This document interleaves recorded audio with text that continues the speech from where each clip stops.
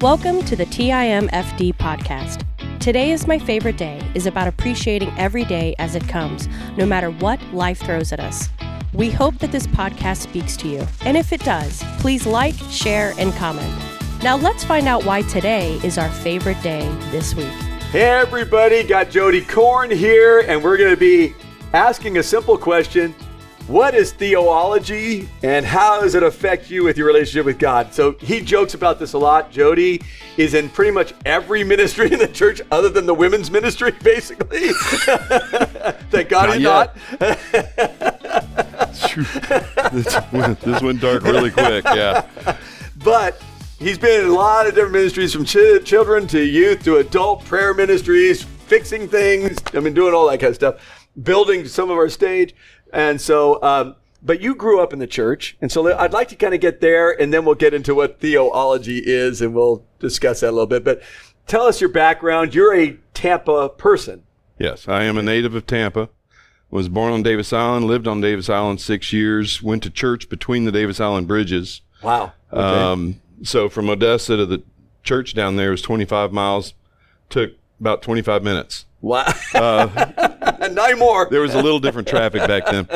But yeah, I grew up in the church. I was very involved, was with the youth ministry. I was like a state representative. That's right. We set up, that, state events and whatnot. Kind of a yucky-de-yuck or a muckety-muck or whatever they call it. Well, your dad was he was a physical therapist. Physical therapist, pretty well known one in this area. Yeah. Yeah, he set up the physical therapy wing at Tampa General. My kids are going to roll their eyes when they see that. But yeah, I always felt God existed, and I really did my best to run from him. Yeah, tell me about that, because you were in the church as a teen. You had really good parents, you know. No parent is perfect, of course, but right. You were kind of in my home setting. We had good parents. And so what happened? What went on with all that? I was kind of the black sheep. I wanted to do things my way.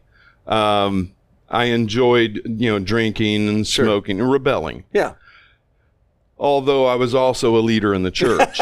So I was a very good hypocrite. Yeah, yeah. And that's the church in general. But you were a well-polished one. You had it down. I was a well-polished hypocrite. And then I had Austin, my oldest. Okay. And the first time communion came by after he was born, I broke down and wept. Really? I realized, I realized how much I was loved. Oh, wow. Because, knowing what I know, it just really brought the sacrifice of Christ home. Yeah, yeah. That even though in your hypocrisy, that Jesus still loves you, and you knew that. Yeah. But that just made it so real that he gave his life. You hear the stories.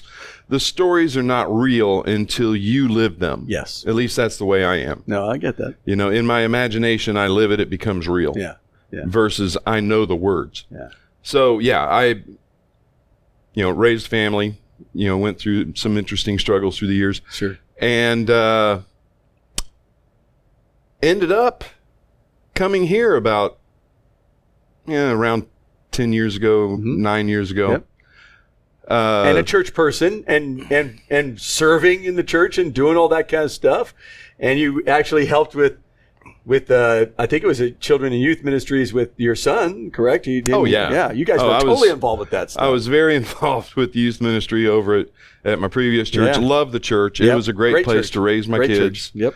Watched it grow from a structure this size into a massive, a large campus. Yeah. Was on the board there. Yep. Yeah. Got my name under the carpet in the sanctuary. But, for some reason, I just really liked being involved. Sure. There's always the thought, well, I can keep an eye on my kids. It was more than that.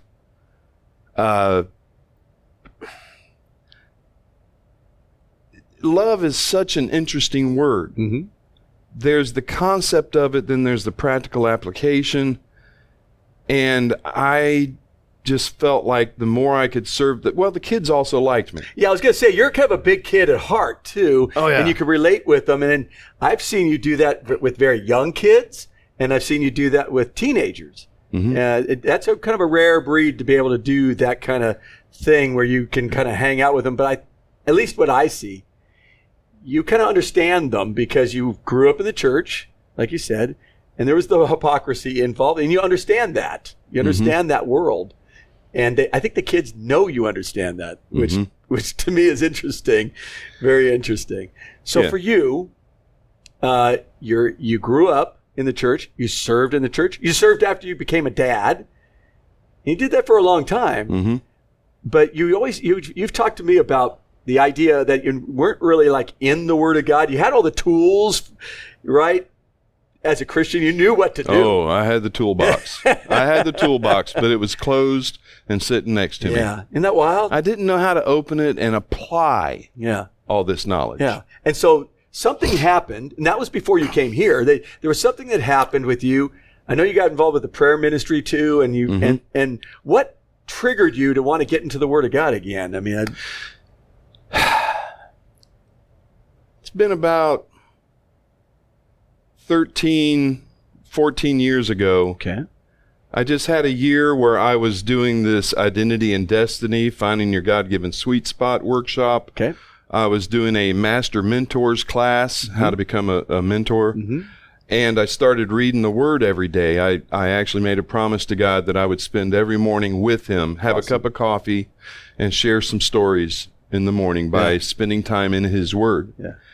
And after a few years of that, Celebrate Recovery came on my radar. And I was already getting excited about God. You know, as a matter of fact, He showed up. I had sciatica in both legs so bad that I couldn't walk. Oh, this is an amazing story. Listen to this. And okay, go ahead. I was just, I couldn't even walk my dog. My wife was not pleased with me. Yeah. You were hurt? I was not pleased with me. Yeah. And on a Saturday about 3 o'clock, I'm laying on the sofa all by myself, and I just looked up at the ceiling of the house, and I literally cried out in a loud voice, "What do you want from me? Yeah. You know I love you. Yeah. You know, I don't know what, what do you want?" And He led me to the computer, and Home Depot fell out of my fingertips. And I'm like, oh, that doesn't make much sense, but I'll do whatever you say. And you know how to build things and do stuff. But Home Depot wasn't like the first thing that came to your mind. Well, I couldn't walk. It didn't make sense. And you do computers and all that kind of stuff. Yeah. That's part of your business as well. So Home Depot. Yeah. So Saturday, 3 o'clock, I filled it out. Sunday morning, 8 o'clock, my phone rings. That doesn't make sense. My home phone on the wall doesn't ring. But it was Home Depot the next day. Would you be interested in a part-time position as a lot associate? And I'm thinking to myself, a cart pusher. Really? I'm almost 55 years old and a cart pusher. And I said, oh yeah, I did promise I'll do whatever you say. That's right, you did. So I went and I trained on my 55th birthday. Wow. And then my first day on the lot. I was so ashamed of what I was doing. Here I am wearing an orange apron at 55 years old, pushing carts. What a loser.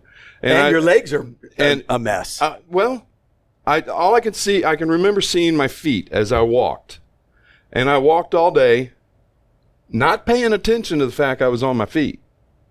I was just ashamed. Okay.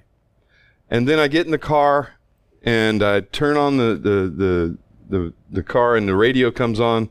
I listened to the Joy FM. Sure. And Tony Evans was speaking on the radio, and he started right here. And it doesn't matter if what you're doing is insignificant, you're not making any money, you're not doing it for yourself, you're doing it for the Lord. And I just broke down weeping because I knew, I'm too good to wash His feet. Yeah, that was not a coincidence. That was not a coincidence. That's a loser. Yes, that's right. And then I started laughing hysterically at the series of events in my life that led me to that moment. Wow.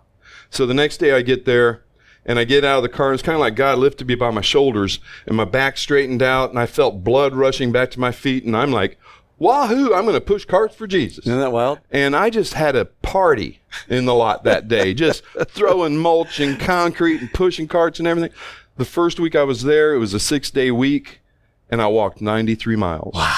From a cripple to 93 miles. The humble yourself before the Lord, He'll lift you up. Yeah, and so Home Depot has a very special place in my heart.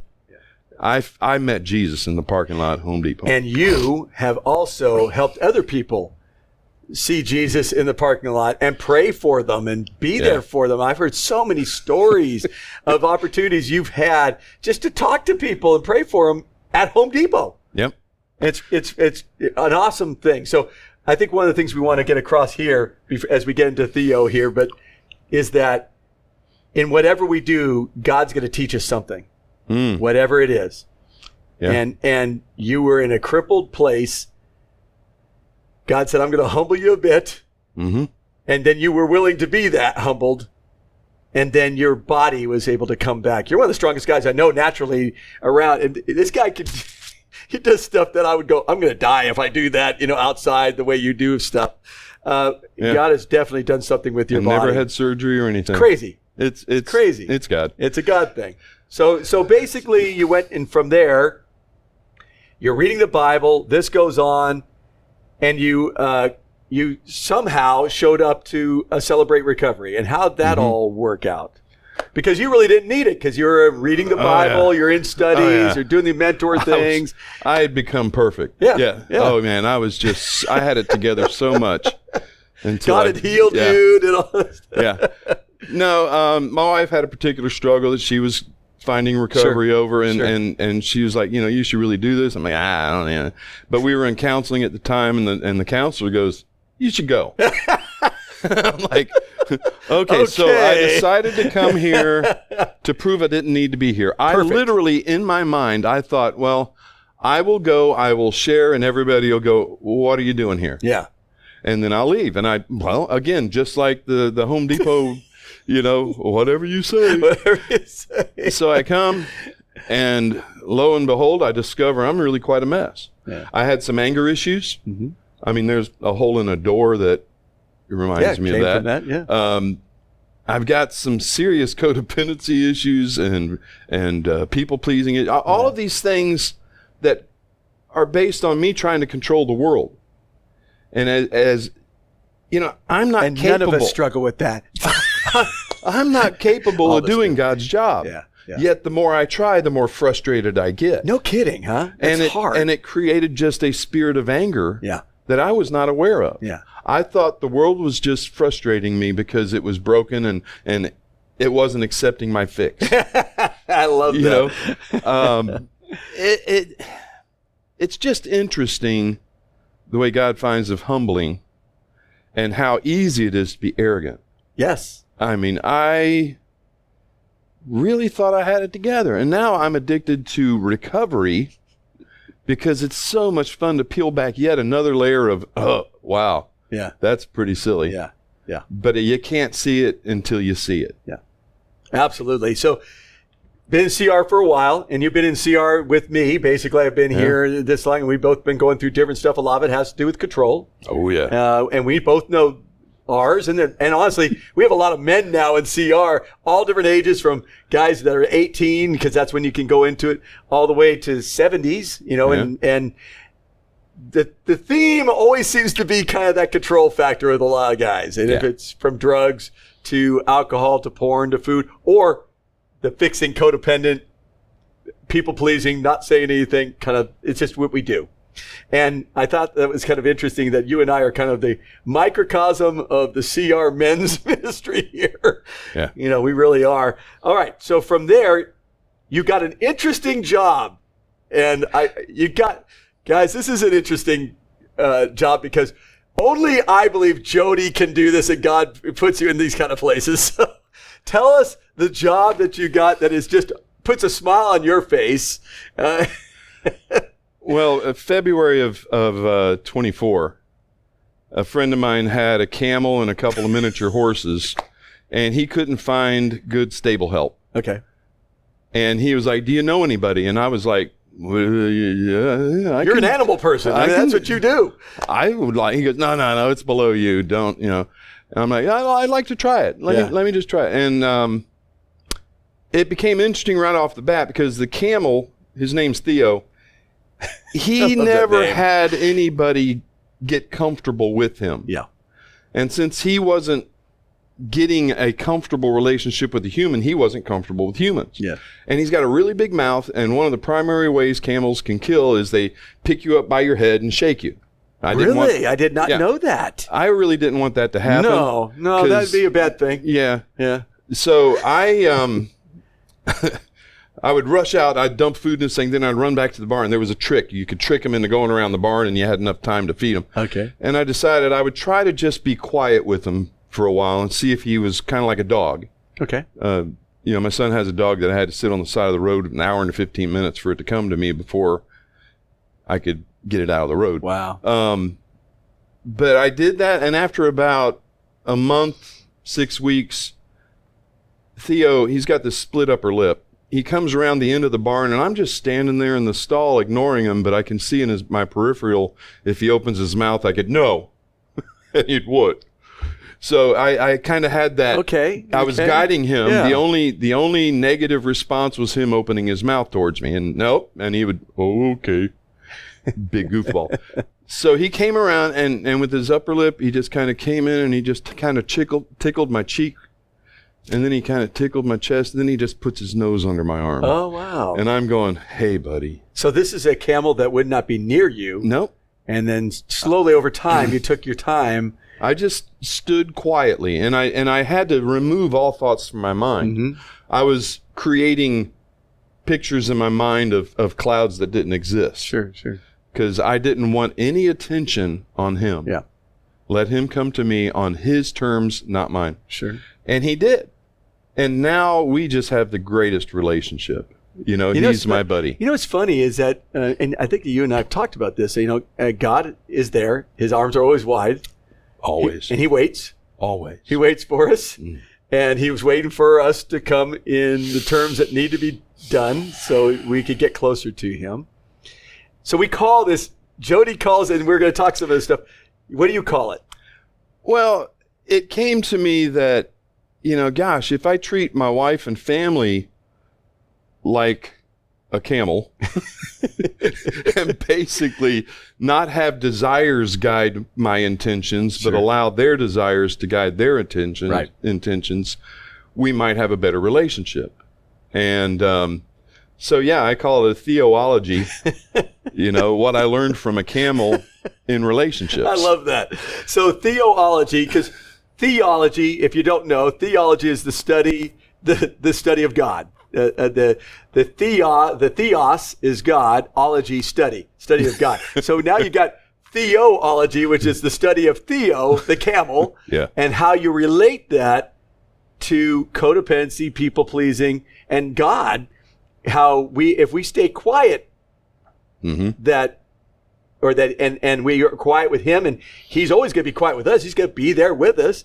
We can snuggle up to him, and connect with him, and trust him, because a lot of us have distrust of God. Oh yeah. Now, going back to your church background, and when you went into your kind of rebelling side of things, which I hear from a lot of folks. Because I didn't grow up in that kind of world. So I stopped when I was 13 going to church. My parents I was such a pain in the rear that they just went, this isn't going to work. Wow. And they knew it. And so I stayed home, watched football, did all this stuff. They went to church, did their thing. I know it was heartbreaking for them. Mm-hmm. But they started praying. They really believed in the power of prayer. And lo and behold, that kid ended up being a pastor later on down the line, which is hilarious. And a good one. And it was pretty funny there. But for you, did you have, I don't know if you had distrust of the church. I think that you liked the people of the church, didn't you? Oh, yeah. Yeah. Did you have a distrust of God? I don't think you did there either. No, I knew I was saved, and, he'd forgive me of today's sin that I'm about to commit. Completely messed up. Yeah. Not thinking of consequences, not thinking of any of that kind of stuff. Although there were several. Yes, there were. Yeah. But going on the study of Theo-ology, the study of this camel and how we learn in relationships, the two biggest things that you've talked about. One, let's go to I don't know if we'll have time for the other, but can you go over codependency, the whole fixing thing when it comes to like Theo and what you've learned from that and how then it relates to your family? Well, about 8 years ago in Celebrate Recovery, God placed a prayer on my heart that made me chuckle. It's, Lord God, may your peace overwhelm my desire to think. Yeah. Because I think my way out of his peace. And that means being quiet. If I can quiet the storm of my thoughts, none of the storms out there, including a camel, can hurt me. Yeah. And as I quieted my thoughts, the camel came to me and now is not a threat to my life. Yeah. And, that's kind of like my relationship with God has grown to where I'm just learning to be still and allow his wisdom to rest on me instead of struggling to understand it from my perspective. Because as I struggle to understand, I'm limiting everything to my perspective. Yes. How do I get my perspective out of the way so the big lesson can rest on me and I can grow? So the be still and know that I'm God. That's a good one. You're slowing down. Yeah, was it Psalm 46:10? I think it is. Somewhere in there.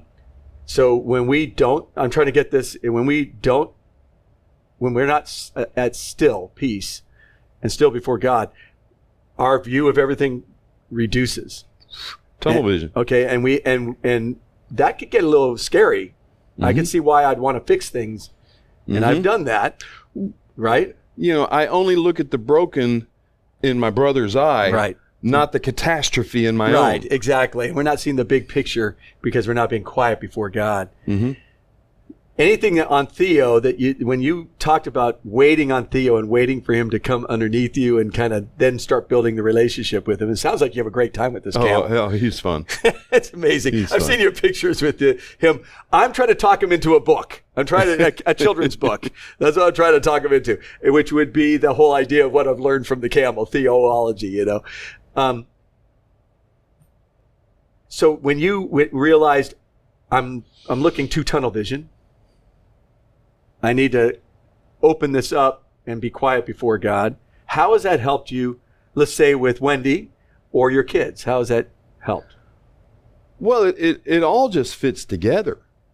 As I add my desire to a situation, that is stress. You're trying to fix something. Well, I'm trying to manipulate the world to serve me. Right. Whereas if I'm just quiet and I start to notice everybody's individual spark, then I can take them as they are much easier. This whole take the world as it is, not as I would want it. I remember in CR there's 12 steps and 8 principles, and I would sit and read them every week thinking, boy, these are great concepts. There's no way they can become real. Yeah. And now they are. Absolutely. Take the world as it is because I can't do anything about it. That's right. It's amazing how good Satan is at getting me to believe the lies. Jody, you're smarter than everybody else. You can fix this. It's like, no. None of us are that smart, right? But we want to do that. But being quiet in my relationships has caused the relationships to actually grow. Get better. Yeah. I always thought that my effort brings the reward. Okay. That makes sense. Actually, and it doesn't. It does the opposite. It isolates. Yeah. We get in the way of God, what God could do in that. Yeah. And that, to me, is a cool, the concept. That's the cool concept of the first part of what we'll call theology. We're already running out of time, so if you don't mind, because I'd like to go a lot more into theology, and my hope is we could start get you to do, he's a photographer too, by the way, getting a bunch of pictures of Theo, you, and whatever, and then we'll try to I'd love to get a little book, children's book put together with those pictures. It'd be hilarious. Yeah. And we can have just fun stuff written in it, keep it short and small, but something that I think would be fun. And I bet you there'll be kids that'll love that, and parents. So I think the big thing that we come out of this is just being still. Would you say that that's what we need to be doing? Absolutely. Okay. And if we could be still before him, the bigger the more catastrophic the opportunity before us looks, the more we need to be quiet. Well, that's what Tanya and I had to do this weekend. We literally went to the beach, went to, there's a pianist that plays on the beach, a grand piano. He comes out about every month and plays, and you have to have headphones because you can't hear him unless you hear they have the headphones on. Cool. And you just sit on the beach. And we just sat on the beach, and the two of us just went, we're going to be quiet before the Lord, and we're just going to listen to this guy just play, because that's all he did, and watch the sunset come down. And, because of the death of our daughter, that's, her anniversary is coming up in just this week, we got to be quiet. We got to be quiet and spend some time just being, not just our own quiet time with the Lord, but just quiet before him. And you have talked about that. We know from our counselors that we've needed to do that. And so thank you for the theology of the quietness, because it's so important for us to do that. Because if we don't, it could really mess us up. And so if you don't mind, we'll talk more about theology at a different time. Yeah. I hope you guys enjoy this. It's kind of good to get to see Jody, but also the idea of being quiet and learning in our relationships. So thank you very much. Today can be your favorite day. How about today we just get quiet before the Lord? Take it easy, guys. Have a great day. Thank you for listening to TIMFD, Today is My Favorite Day. Views, comments, and opinions are those of the host and guest alone. TIMFD is produced and directed by Alex Corn. Thank you for listening. Have a great day, live intentionally, and be very blessed.